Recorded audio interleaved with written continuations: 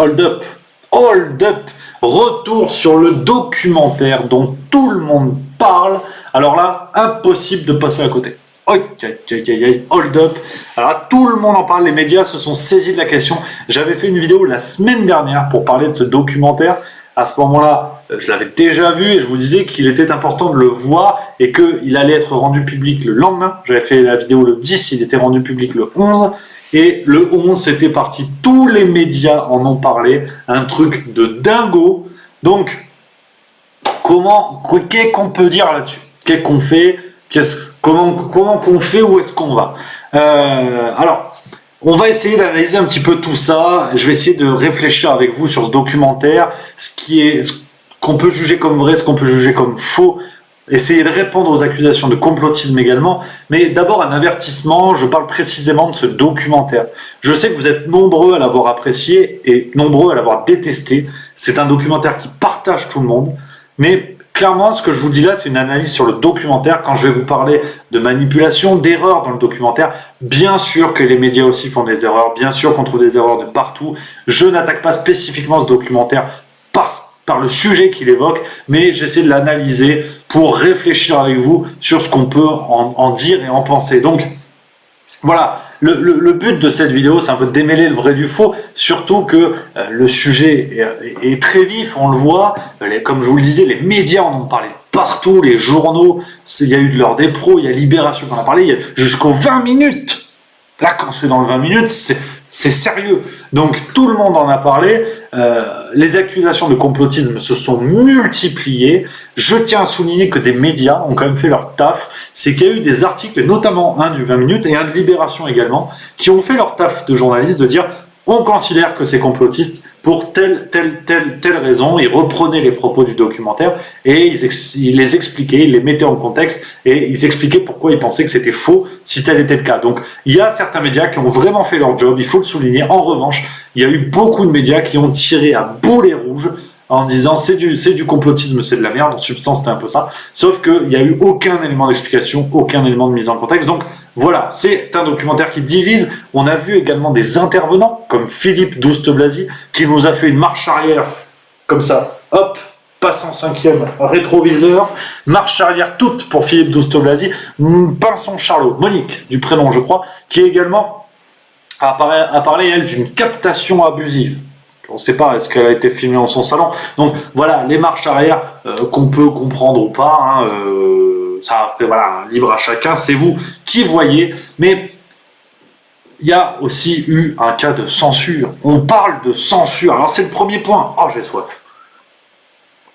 C'est le premier point que je voulais évoquer avec vous, cette question de censure. Beaucoup de personnes parlent de censure. Vimeo, notamment la plateforme sur laquelle était vendu le documentaire, Vimeo a retiré le documentaire, sauf que il faut être prudent, la censure n'est pas mise en place par des entreprises. Les entreprises font ce qu'elles veulent, ce sont des entreprises privées, donc que Vimeo retire la vidéo de sa plateforme, ils ont tout à fait le droit. La censure provient d'un organe public, c'est l'État. Donc, pour le coup, la censure vient plutôt... C'est un autre débat, on va pas faire 20 minutes là-dessus, mais la censure vient plutôt des médias, notamment publics, qui refusent de parler de façon claire et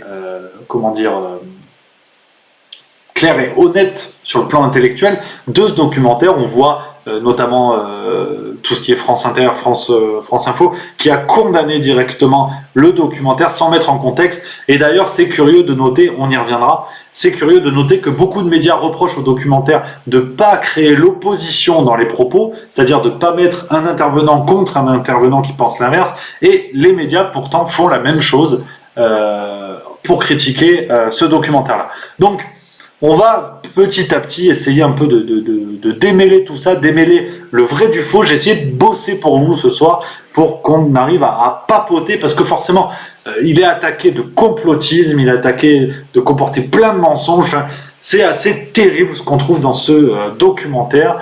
Et de manière générale, qu'est-ce qu'on peut dire déjà sur ce documentaire? Il est mis en place, il est créé, fait par des producteurs et des réalisateurs de métier, donc concrètement des gens qu'on peut difficilement accuser d'être des types sortis de nulle part, donc des gens de métier qui prennent la thématique du coronavirus, sa gestion, et on a un documentaire en fait un peu en deux parties, si vous voulez. On a une première partie pendant 1 heure et demie, qui est sur la gestion de la situation sur le plan politique. Voilà les erreurs, le documentaire remonte les erreurs faites par nos gouvernants notamment. Et on a une deuxième partie, 1 heure et demie environ, où là où on est vraiment sur l'exposition de théories sur des explications potentielles à la crise du coronavirus, et là ça va très très très très loin. Mais on va y venir. Donc si on essaie de démêler un peu le vrai du faux, parce que pour le coup, je refuse complètement qu'on accuse ce documentaire de complotisme. Oui, il comporte des erreurs, j'en ai relevé quelques-unes, je vais vous dire. Oui, il comporte des choses qui ont été validées, qui ont été vérifiées, mais c'est justement parce que ce documentaire est imparfait, qu'il comporte beaucoup d'erreurs, qu'il faut en parler. On a vu des médias qui disaient faut-il le censurer, faut-il ne pas en parler, faut-il ne pas le rendre accessible. Mais justement, j'ai vu une stat dans les journaux qui dit que près de 6 millions de personnes auraient été exposées à ce documentaire, c'est-à-dire auraient vu des liens sur Facebook et tout ça. Ce documentaire touche beaucoup de personnes l'ont vu, et il est justement très important, quelles que soient les convictions de chacun, de le mettre au milieu de la table et de discuter, de décortiquer tout ça en bonne intelligence. Donc, je vois, il y a Philomène qui s'énerve là-haut, et petite parenthèse, il y a Philomène qui dit stop, calmez-vous, elle est énervée Philomène, excuse-nous, calme-toi. Philomène, on coupe pas la parole aux gens comme ça. Donc, on continue les amis, on continue donc le vrai du faux sur cette histoire de hold-up. Alors, qu'est-ce qui est faux dans ce documentaire? J'ai essayé de mener un petit peu l'enquête sur certains points. Un premier point, alors qui n'est pas spécifiquement faux, mais qui à mon avis n'a pas sa place dans ce documentaire, c'est l'explication des médias aux mains des puissants, qui serait une sorte d'alimentation de la crise dans les médias. Très clairement, même si c'est un argument qui est tout à fait entendable, mais il n'a pas sa place ici. C'est un reproche que je ferai plus tard au documentaire, en conclusion à la fin vous verrez. Il mélange beaucoup de théories, et à mon avis il y en a beaucoup d'autres qui sont plus pertinentes que celle-là de dire les médias sont aux mains des puissants, les puissants veulent le coronavirus. Là on est dans la deuxième partie du documentaire qui est clairement peu crédible à mon avis. Mais je serais ravi d'en discuter avec vous, hein. Vous le savez, il y a mon adresse mail dans la description de la vidéo, n'hésitez pas à m'écrire pour en papoter. Deuxième élément faux dans le documentaire, quand il est dit que l'OMS avait interdit la réalisation des autopsies en vérifiant les documents sur le site de l'OMS, en vérifiant les documents officiels. On voit que les consignes ont été modifiées, mais que les consignes sont claires et n'interdisent pas les autopsies. Alors là encore, peut-être que vous avez vu d'autres documents, vous avez des preuves que je n'ai pas, et qui en tout cas ne sont pas évoquées dans ce documentaire, mais là on est sur un point qui n'est pas validé. Un troisième point également concernant le rapport de la CIA, comment le monde sera en 2020, un rapport qui prédisait d'une certaine manière cette situation d'épidémie. Très clairement, Alexandre Adler, l'auteur de ce bouquin en France, dit que ce rapport s'appuyait sur un scénario qui était déjà arrivé, c'est-à-dire l'épidémie avec Ebola, et que c'est ce que fait la CIA. La CIA, c'est une de ses activités principales d'établir des scénarios, d'établir des rapports pour donner des pistes de préparation en cas de crise, quelle que soit la crise. Ça peut être des guerres, ça peut être des épidémies. La CIA multiplie les rapports de ce genre, donc forcément, tôt ou tard, il y en a un qui se valide à peu près. Donc là encore, dans le documentaire Hold Up, il présente ça de manière claire, comme si c'était une évidence que tout était prévu, mais c'est quand même beaucoup plus compliqué que ça.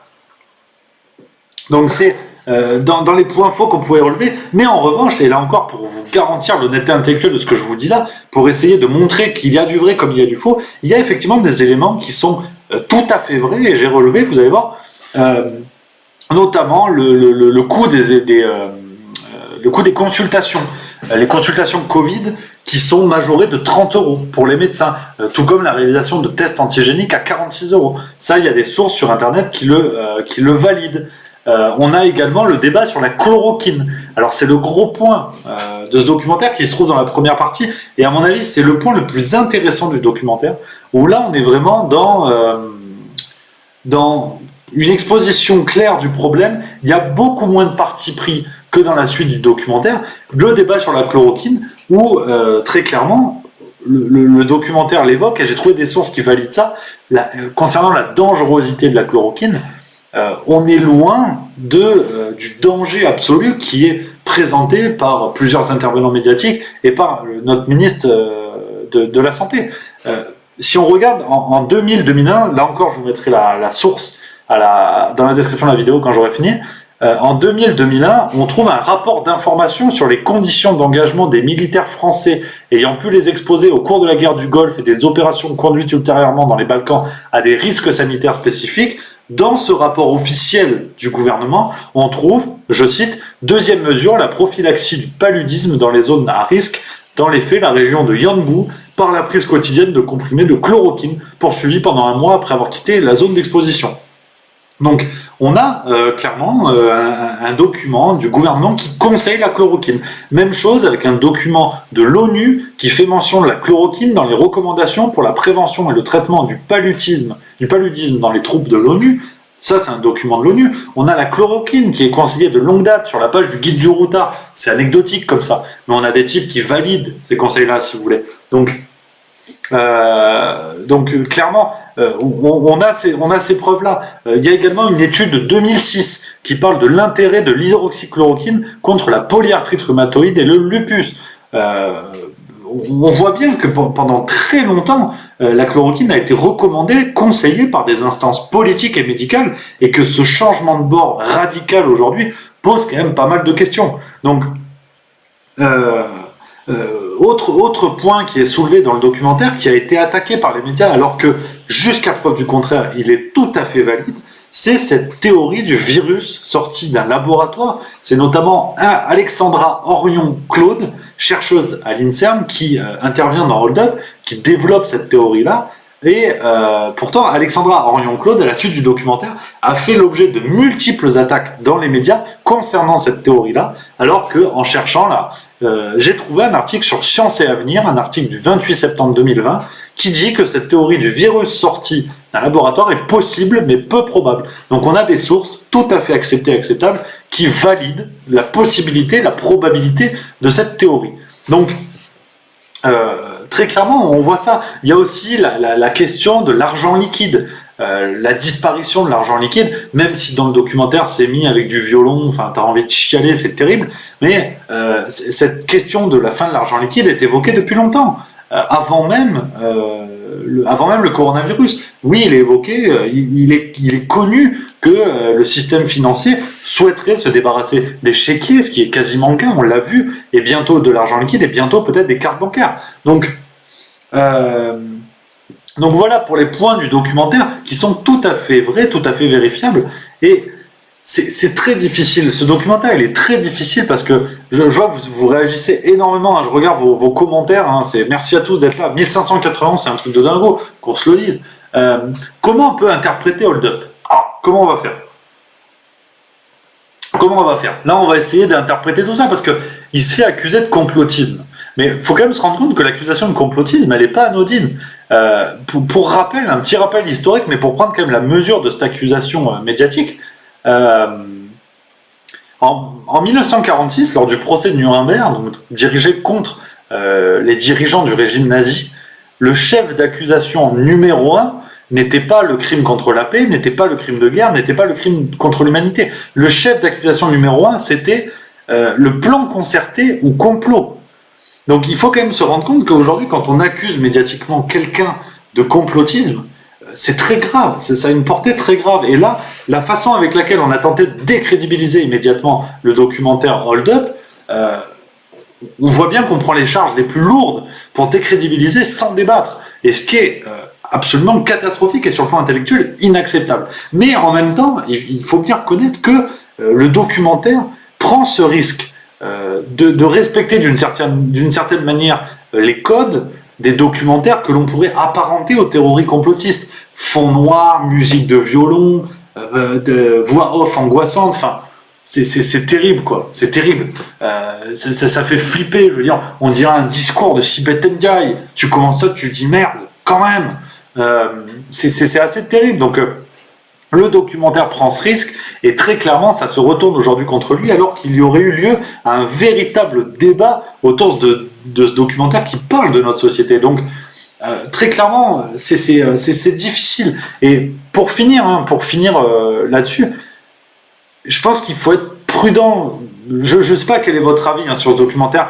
Il y en a beaucoup qui l'ont apprécié, il y en a qui l'ont détesté. En tout cas, personne parmi ceux qui l'ont vu, personne ne reste vraiment indifférent parce que on est tous, il faut le dire, on est tous dans une forme de détresse intellectuelle.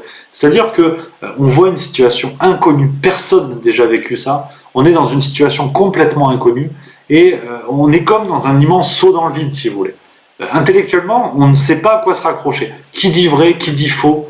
Est-ce que demain, on va pouvoir sortir dans la rue normalement, faire les courses normalement, aller au cinéma? Est-ce qu'on est vraiment responsable de tuer quelqu'un si on n'a pas un masque dans la rue? On est dans une véritable détresse intellectuelle et forcément, tout le monde recherche un ennemi. Et la façon avec laquelle les médias traitent le documentaire Hold Up continue à enflammer les braises de cette division, c'est-à-dire que on va mettre d'un côté les complotistes et les anticomplotistes, le bien et le mal. Donc il faut choisir un camp. Et on le voit bien que Hold Up ne laisse personne indifférent et qu'il y a deux camps qui s'affrontent et qui s'accusent de manière radicale. Donc soyez vraiment prudents là-dessus. C'est une théorie très forte développée notamment par René Girard, le bouc émissaire. Si ça vous intéresse, bouquin formidable, allez-y. On est vraiment dans cette idée-là qui est que l'on cherche à se raccrocher à quelque chose intellectuellement et forcément ça nous pousse à nous opposer à ceux qui ne sont pas d'accord avec nous. C'est très très complexe. Donc sur ce documentaire, voilà, tout ce que je pourrais vous conseiller à mon humble niveau, surtout ne défendez pas ce documentaire juste parce qu'il s'oppose aux élites, ne l'attaquez pas juste parce qu'il est complotiste, ne tombons pas dans le jugement hâtif, essayons tous de le regarder avec un œil lucide, un œil froid, sans chercher à valider nos a priori. Et ça, c'est un biais psychologique bien connu, qui est le biais de confirmation, où on a des a priori, on regarde ce truc. Donc si on pense que les politiciens nous l'ont fait à l'envers, on va chercher à valider cette idée-là. Si on pense que tout va bien et qu'il n'y a que des complotistes, on va chercher à valider cette idée-là en regardant le documentaire. Donc faut surtout pas tomber là-dedans, dans ce biais de confirmation. On a besoin d'un regard sérieux. Donc voilà ce que je pouvais vous dire sur le documentaire Hold Up.